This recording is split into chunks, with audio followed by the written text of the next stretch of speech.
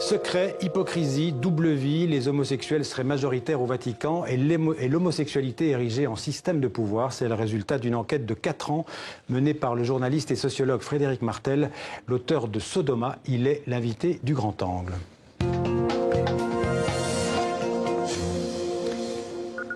Bonjour Frédéric Martel. Bonsoir. Vous publiez simultanément dans 20 pays votre livre Sodoma, c'est plus de 600 pages, le résultat de 4 ans de travail. Une enquête où vous dévoilez l'omniprésence de l'homosexualité au cœur du Vatican, sans doute l'un des lieux de pouvoir les plus secrets au monde. Pour écrire ce livre, vous avez enquêté à Rome, mais aussi dans une trentaine de pays. Vous avez rencontré plus de 40 cardinaux, une cinquantaine d'évêques, des centaines de prêtres et de séminaristes.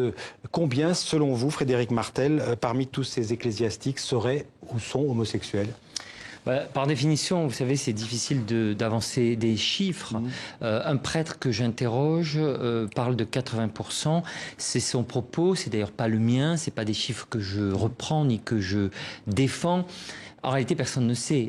Ce qui est intéressant, c'est qu'on a affaire, on est face à un système que j'appellerais une majorité silencieuse, qui comprend de nombreux aspects. On n'est pas face à, contrairement à ce que certains voudraient dire, c'est pas des backrooms et des orgies généralisées au Vatican. C'est d'ailleurs pas ce que je décris, même si ça a aussi existé et ce que je raconte dans le livre.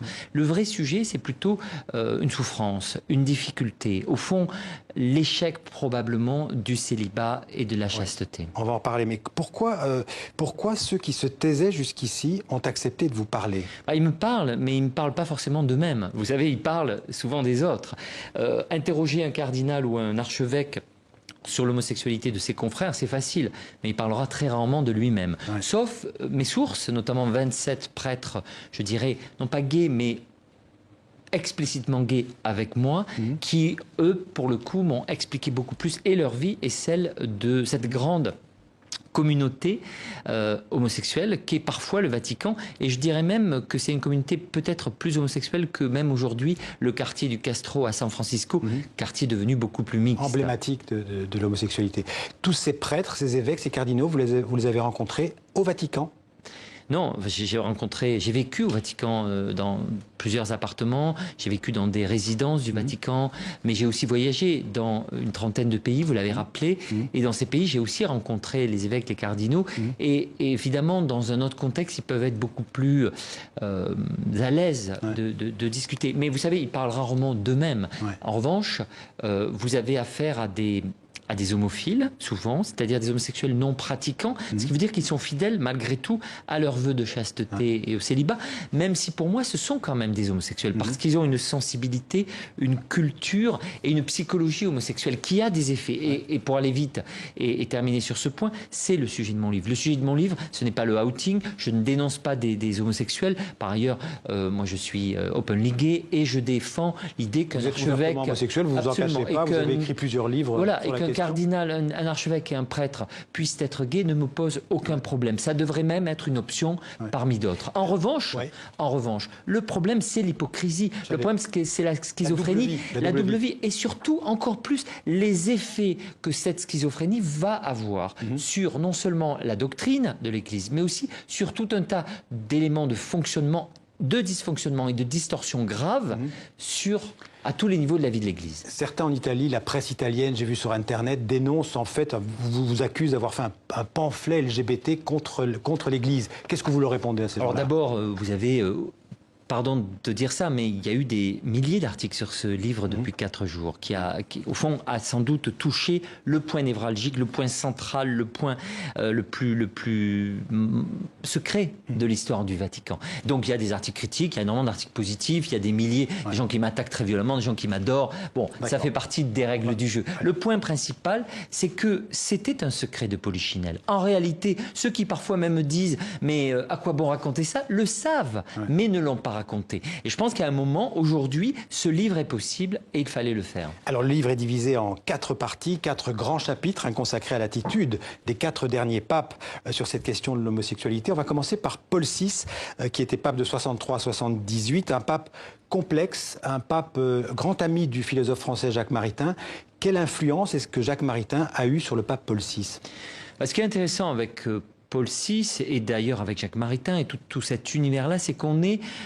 moi, je ne sais pas quelle était la vie privée de Paul VI. Il y a beaucoup de rumeurs. Je présente les arguments. J'essaye de corriger les rumeurs lorsqu'elles sont fausses. Je montre qu'il y a différents avis. Il y a même un dossier sur l'homosexualité de Paul VI qui existe au Vatican et qui a été suffisamment étudié avant la canonisation. Et finalement, Benoît XVI a confirmé qu'on pouvait le canoniser. Bref, le point ne sera jamais sans doute connu. Ce qui est intéressant, l'influence de Maritain, c'est l'entourage, c'est les gens qui avaient autour de lui. Et là, pour le coup, on a un univers très très homosexualisé, avec beaucoup d'homophilie. On est dans le monde encore de l'homophilie, qui est, je vous rappelle, le monde de l'homosexualité des années 40, 50, 60, et encore au début des années 70. Donc, on est là en face de quelque chose qui est encore de l'ordre de la vie secrète, mais en même temps méconnue parfois par les acteurs eux-mêmes. On n'est pas juste dans la haine de soi, on est aussi dans la méconnaissance de soi. Alors on avance dans le temps, le pape Jean-Paul II, pape de 78 à 2005, il n'a pas le beau rôle dans votre livre, il aurait lancé, on s'en souvient, une véritable croisade contre les gays à l'époque, tout en couvrant d'ailleurs en même temps les pires turpitudes de certains cardinaux, de certains évêques. Il y avait vraiment un double langage. Alors d'abord, Jean-Paul II, c'est le pape de mon enfance. C'est le pape de la chute du communisme. J'ai travaillé à cette époque à la revue Esprit et on était très antitotalitaire, donc c'est un pape qu'on a vénéré. C'est aussi le pape de la souffrance lorsqu'il est très malade. Un pape très mystique. Donc j'ai beaucoup de sympathie pour ce pape. En revanche, il a eu un entourage qui sans doute, peut-être d'ailleurs ne l'a pas informé. Et cet entourage est très problématique. Beaucoup d'homosexuels pratiquants et surtout beaucoup de couverture, de protection des abus sexuels. Le cas du père Martial Maciel, qui était le fondateur de la Légion du Christ, je pense. Des légionnaires du Christ. Des légionnaires du Christ, oui. Ou alors aussi la double vie du cardinal colombien Trujillo. C'est des gens que Jean-Paul II a couverts. Oui, je ne sais pas ce qu'il savait. Honnêtement, je ne suis pas critique à l'égard du pape lui-même parce que je pense qu'il était malade assez vite, qu'il a été incapable parfois de connaître. Et puis il avait d'autres obsessions, la chute du communisme, la lutte contre la théologie de la libération en Amérique latine. Tout ça a joué un rôle important. Vous direz qu'il ne s'est pas beaucoup occupé de cette question? Non, je crois qu'il ne s'occupait pas beaucoup des affaires romaines déjà. C'était le cardinal Ruini qui faisait ça pour lui à la tête de la conférence épiscopale italienne. Il ne s'est pas trop occupé de la curie ni de son fonctionnement. Il était aussi au-dessus de ça, très souvent. Alors Benoît XVI, ça c'est le pape donc, de 2005 à 2013. On le voit comme un pape intellectuel, comme le gardien de la doctrine de la foi. Qui était Benoît XVI? On peut dire que c'est un homophobe déclaré, mais qui se serait imposé une sorte, comme vous dites, de chasteté mystique à lui-même. Vous savez, moi, j'ai beaucoup de sympathie pour Benoît XVI. Je pense que c'est une figure tragique. C'est une figure qui a été dépassée par une doctrine qu'il a pourtant contribué très largement à créer. Au fond, il a imposé aux autres, et notamment aux homosexuels, à qui il a demandé l'abstinence, ce que peut-être, c'est une hypothèse, il s'est, comment dire, imposé à lui-même. Je ne sais pas quelle était sa vie privée. Je ne sais pas s'il était homophile, comme certains le pensent. En tout cas, je ferai l'hypothèse que si c'était le cas, ce qui n'est pas sûr, ce serait une homophilie évidemment non pratique. Mais encore une fois, il y a une obsession anti-gay qui est quand même très troublante chez Benoît XVI. Alors c'est le premier pape qui a démissionné, je crois, depuis le XVIe siècle, en 2013. Vous diriez que sa démission est directement liée à son homosexualité, ou en tout cas à ce drame intime et personnel, comme vous dites? Je n'ai pas du tout évoqué son homosexualité. Honnêtement, je ne sais pas. Non, mais à cette espèce de... Non, ce que je peux dire, c'est ça. Torture intérieure. Ce que je peux dire, c'est que, au fond, pour moi, sa démission, qui est une démission historique, vous l'avez rappelé, ce sont 14 stations d'un chemin de croix. Donc ça a été un pape qui a beaucoup souffert de ses erreurs et aussi de la difficulté d'être pape. Et parmi ces 14 stations, je pense et j'affirme dans le livre qu'une dizaine, 10 précisément, sont liées au sujet de ce livre et donc à l'homosexualité. Mais il ne s'agit pas de sa vie privée, il s'agit de ce qui s'est passé autour de lui et dans son entourage. Alors aujourd'hui, le pape François est donc arrivé pape en 2013. C'est celui qui met fin, on peut dire, à l'hypocrisie, qui va dénoncer cette double vie. Pourquoi le pape François est-il différent des autres sur cette question de l'homosexualité? Alors, pour moi, Au début, j'aimais pas beaucoup ce pape. Je pense que c'est évidemment un Argentin, péroniste, jésuite, vous savez, qui souvent défend des demi-vérités qui sont souvent des demi-mensonges. Il est un jour gay-friendly, un jour anti-gay, et j'avais une sorte un peu de méfiance à son égard. Et puis, peu à peu, à force de travailler, j'ai compris. J'ai compris qu'il était lui-même victime d'une cabale, d'un complot, de critiques extrêmement violentes qui viennent notamment de l'extrême droite, très homophobe, qui lui reproche son libéralisme sexuel, pour aller vite, son conservatisme existe aussi sur ce sujet, mais il y a une forme de libéralisme par rapport à eux qu'ils ne supportent pas. Ils haïssent ce pape à cause de ses positions sur les migrants, à cause de ses positions sur la peine de mort, à cause de ce qu'il dit sur les chrétiens d'Orient, etc. Et ce qui est paradoxal, c'est que ces homophobes d'extrême droite qui l'attaquent ont souvent eux-mêmes une double vie. Et ce n'est pas moi qui le dis, c'est le pape qui le répète. Il parle des rigides qui mènent une double vie. Il parle des schizophrènes, il parle des hypocrites. Il les dénonce très souvent entre les lignes. Oui, c'est ça, des gens, des cardinaux autoréférentiels. Et tout ça, pour lui, c'est des codes qu'il nous transmet sur peut-être l'homosexualité, ou en tout cas l'homophilie, ou la double vie des cardinaux qui l'attaquent. Et du coup, je me suis mis à aimer ce pape. Ouais. On peut dire que d'une manière générale, l'homosexualité refoulée expliquerait l'homophobie dominante dans l'Église catholique? Absolument, c'est mon hypothèse. C'est l'hypothèse de ce livre. Absolument. Alors le célibat, vous en avez fait allusion tout à l'heure, le célibat et la chasteté imposés aux prêtres, est-ce que c'est aussi quelque part l'origine du problème?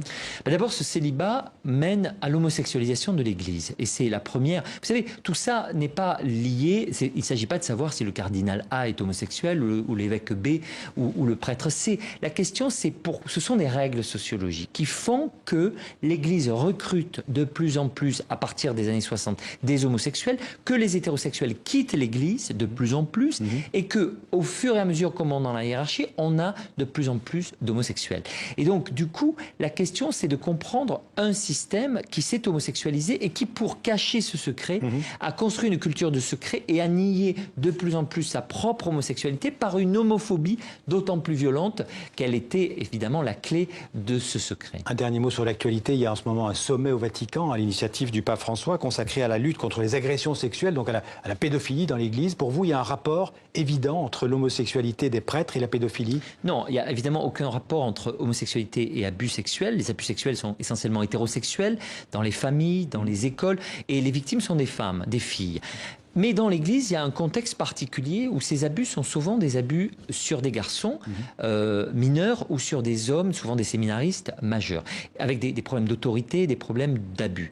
Et là, effectivement, à l'origine, et c'est pourquoi ce livre sort aussi cette semaine, c'est que je montre cette culture du secret, cette homosexualité niée, refoulée, réprimée, cette haine de soi qui, dans certains cas, heureusement fort peu nombreux, peut mener à des abus. Et donc il fallait décrire ce système pour essayer de comprendre l'état dans lequel l'Église est et trouver des solutions pour, je dirais, la réformer parce qu'elle a besoin de ce que j'appelle dans le livre un aggiornamento intégral. Et ça, c'est le rôle en ce moment du pape François, oui, avec tous les ennemis qu'il a face à lui. Ce n'est pas mon rôle à moi, c'est le rôle de ceux qui peut-être utiliseront ce livre, mais qui sont les catholiques et qui vont devoir eux-mêmes réformer l'Église. Merci Frédéric Martel. Sodoma, enquête au cœur du Vatican chez Robert Laffont. Merci beaucoup d'être venu en parler dans le 64 minutes.